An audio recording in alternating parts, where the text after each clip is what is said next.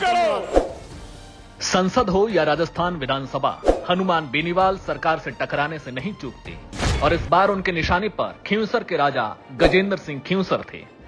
राजस्थान विधानसभा में जब बेनीवाल को मुद्दा उठाने का मौका आया तो स्वास्थ्य मंत्री गजेंद्र सिंह खींवसर पर सवालों की बौछार कर दी। स्पीकर ने बीच बचाव करने की कोशिश भी की और मंत्री को जवाब देने में रियायत तो दी, लेकिन आखिरकार खींवसर को इन सारे सवालों के जवाब देने पड़े।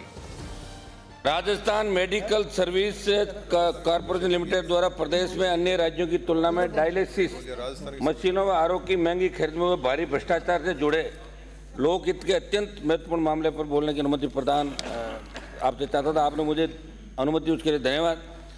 अध्यक्ष महोदय, आचार संहिता के अंदर जब पूर्ववर्ती सरकार चुनाव की घोषणा हो गई थी, आचार संहिता के अंदर Rajasthan medical services corporation limited द्वारा 182 सीएससी सहित जिला अस्पतालों में आरओ सहित 2 डायलिसिस मशीनों को खरीदने तो बिड वैल्यू 17.25 लाख रुपए रखी गई, जो कर्नाटक, गुजरात, महाराष्ट्र सहित अन्य राज्यों की तुलना में 2 लाख रुपए से लेकर 6 लाख रुपए तक ज़्यादा थी।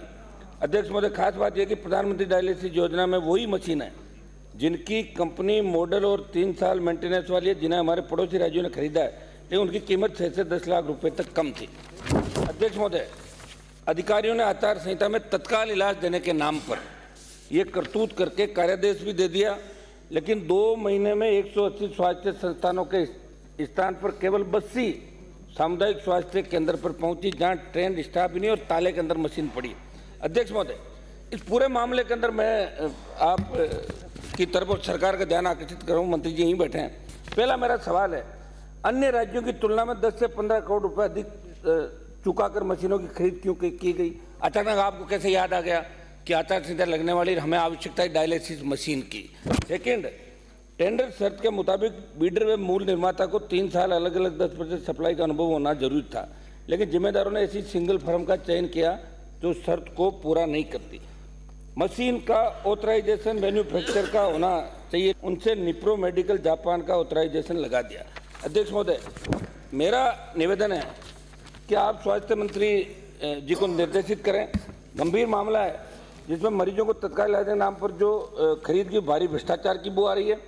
पूर्ववर्ती जो कांग्रेस की सरकार थी, उसके स्वास्थ्य मंत्री थे, वो इस बात को लेकर ये कह रहे कि मेरे तो साइन ही नहीं है, सिग्नेचर नहीं फाइल के अंदर, जबकि मेरे पास वो कागज है, उस फाइल पे सिग्नेचर उनके। और 1 मिनट, उन्होंने आनंद फानन के अंदर ये मामला दिया। मेरी मांग है कि तमाम मामले को भ्रष्टाचार निरोधक ब्यूरो से आप जांच कराएं, क्योंकि आपने पहले चुनाव से पहले कहा था कि जहां भी भ्रष्टाचार पकड़ में आएगा हम उनको छोड़ेंगे नहीं।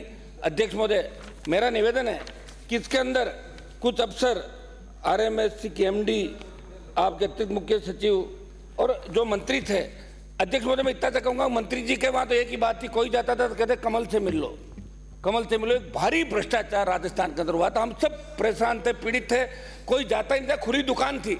मेरा निवेदन है अध्यक्ष महोदय, इस मामले में आप जवाब दिलाएं। इतना भारी भ्रष्टाचार वार सामने दिख रहा है, करोड़ों रुपए का भ्रष्टाचार, इस मामले को आप एसीबी को दिलवाएं। मेरा निवेदन है अध्यक्ष महोदय कि इस मामले में सरकार से जवाब दिलाएं। मंत्री जी मेरा आग्रह है अध्यक्ष महोदय, आप फरमाएं मंत्री जी को जवाब दे। साहब गंभीर मामला है, आप मामला इतना गंभीर है कि प्रूड मामला है, सब प्रूड है, ये मामला प्रूड है। मंत्री देना चाह रहे हैं क्या? माननीय अध्यक्ष मंत्री देना चाहे तो दे सकता है। माननीय अध्यक्ष महोदय, नाम लिया गया, वो पहले एक्सपंज कराएं, उसके बाद में बात करें। सदस्य जो नहीं है उसका नाम एक्सपंज कीजिए। हाँ, बैठिए। माननीय अध्यक्ष महोदय, बैठिए। प्रसादी बैठिए, बैठिए माननीय सदस्य। माननीय अध्यक्ष महोदय, कल ही एक प्रमुख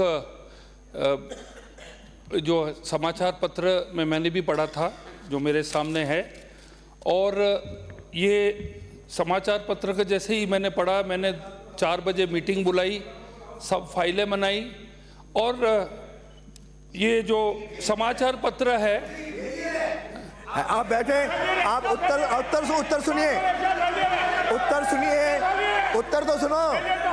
उत्तर समाचार पत्रों से नहीं चलता है, समाचार पत्रों से सदन नहीं चलता है। आपको बोलने की अनुमति आप नहीं दिखा है। रहे हैं, आपको अनुमति नहीं है। समाचार पत्रों से जवाब दे रहे हैं। बैठिए, कहाँ भी बैठिए।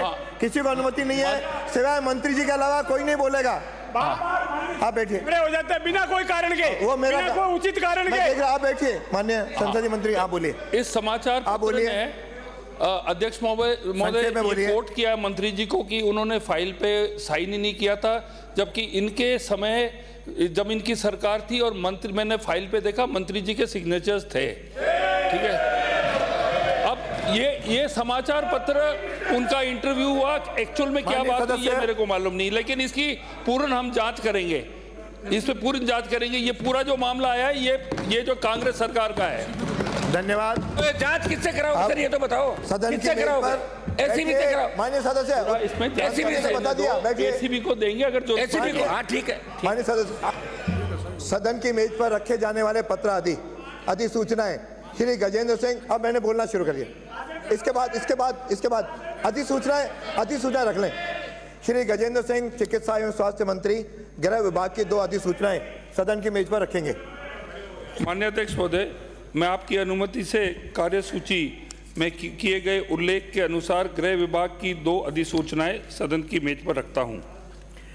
वार्षिक प्रतिवेदन श्री गजेंद्र सिंह चिकित्सा एवं स्वास्थ्य मंत्री। अध्यक्ष महोदय, मैं आपकी अनुमति से कंपनी अधिनियम 2013 की धारा 395 के अंतर्गत राजस्थान पुलिस आधारभूत संरचना विकास निगम लिमिटेड का वार्षिक प्रगति प्रतिवेदन वर्ष 2023-24 सदन की मेज पर रखता हूं। दरअसल हनुमान बेनीवाल नागौर के खींवसर से विधायक हैं और गजेंद्र सिंह खींवसर भी मूल रूप से वहीं से हैं। हालांकि वो विधायक जोधपुर की लोहावट सीट से है, लेकिन नागौर की सियासत पर उनकी हमेशा नजर रहती है। ऐसे में कई लोग खींवसर और बेनीवाल के बीच पर्दे के पीछे मिली भगत के आरोप लगाते हैं, तो कुछ लोग खींवसर के सियासी किले को जीतने में दोनों के संघर्ष की बात भी कहते हैं। हालांकि गजेंद्र सिंह खींवसर भले ही खींवसर के राजा हो, लेकिन लोकतंत्र में यहाँ का सियासी गणित उनके लिए मुफीद नहीं है। Bureau report, political panchayat.